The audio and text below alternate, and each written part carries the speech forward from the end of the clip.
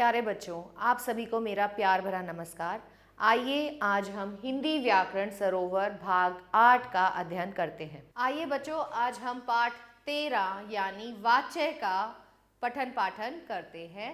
क्रिया के जिस रूपांतर से यह जाना जाए कि क्रिया द्वारा किया गया विधान का विषय कर्ता है, कर्म है या भाव है, वही वाच्य कहलाता है। बोलने के विषय को ही हम वाच्य कहते हैं। निम्नलिखित वाक्यों को ध्यानपूर्वक पढ़कर समझिए। बच्चा खेलता है, बच्चे से खेला नहीं जाता, वह झूठ बोलता है, उससे झूठ बोला नहीं जाता।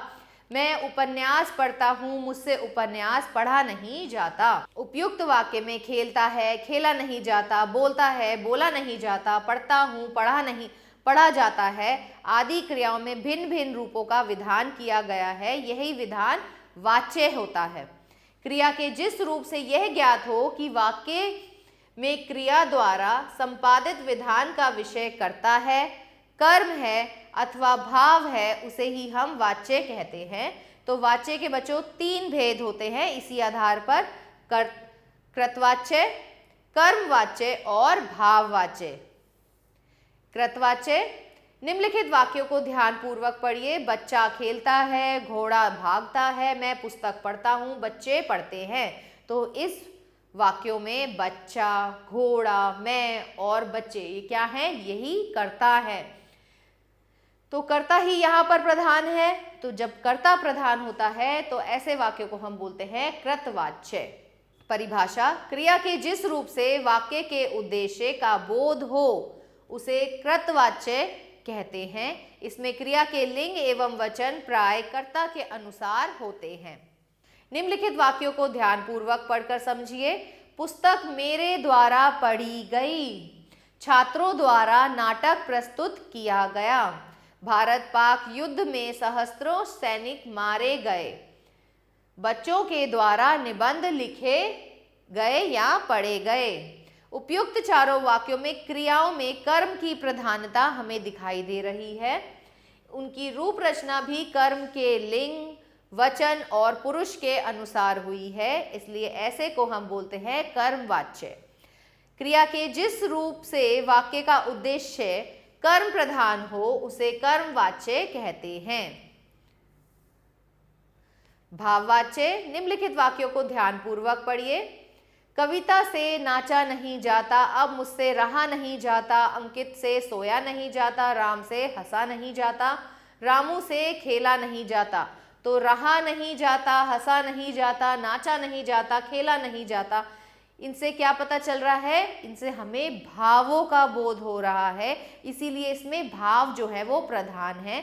इसीलिए ऐसे वाक्यों को हम बोलते हैं भाववाच्य। क्रिया के जिस रूप से वाक्य का उद्देश्य केवल भाव ही जाना जाए वह भाववाच्य होता है। इसमें कर्ता या कर्म की प्रधानता नहीं होती है। इसमें मुख्यतः अकर्मक क्रिया का ही प्रयोग होता है, मतलब इसमें हमें भावों की प्रधानता देखने को मिलती है। साथ ही प्राय निषेधात्मक वाक्य ही भाववाच्य में प्रयुक्त होते हैं। इसमें क्रिया सदैव पुल्लिंग अन्य पुरुष के एक वचन की होती है।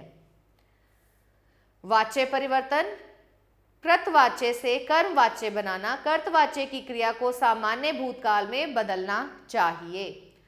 उस परिवर्तित क्रिया रूप के साथ काल, पुरुष, वचन और लिंग के अनुसार जाना क्रिया का रूप जोड़ना चाहिए।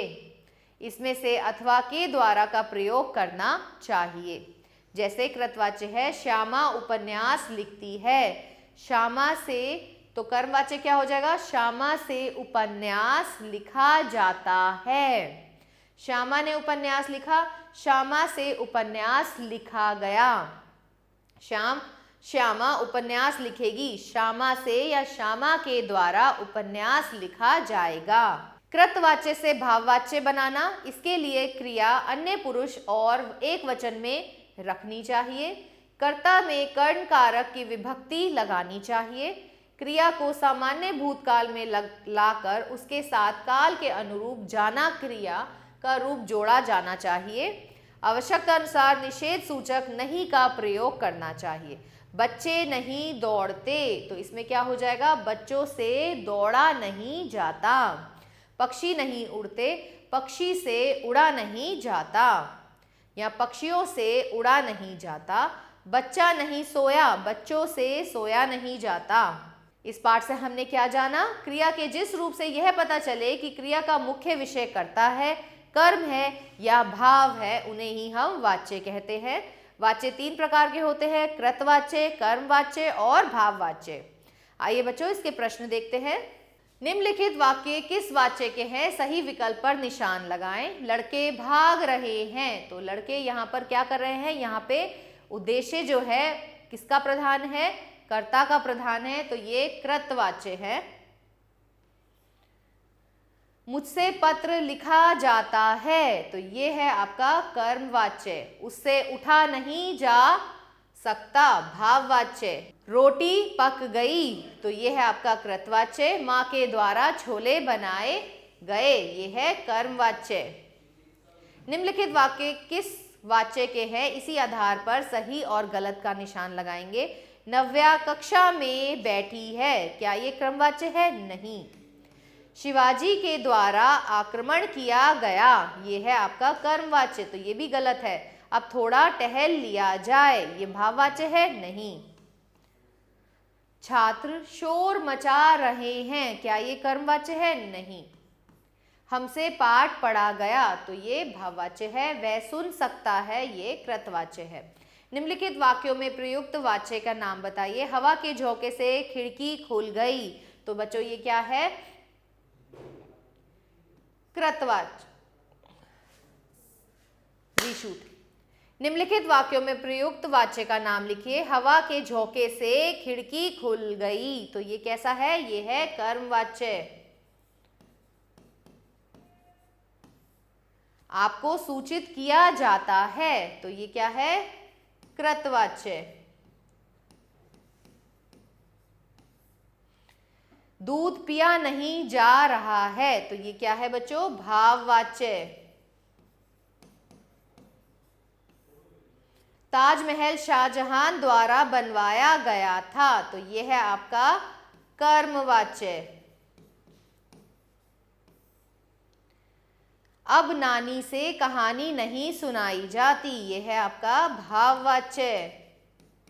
ऐसे ही बाकी के भाग आप अपने आप से अपनी अभ्यास पुस्तिका में करेंगे। आशा करती हूँ आपको यह पाठ अच्छे से समझ आया होगा। मिलते हैं अगले पाठ में, तब तक के लिए आभार।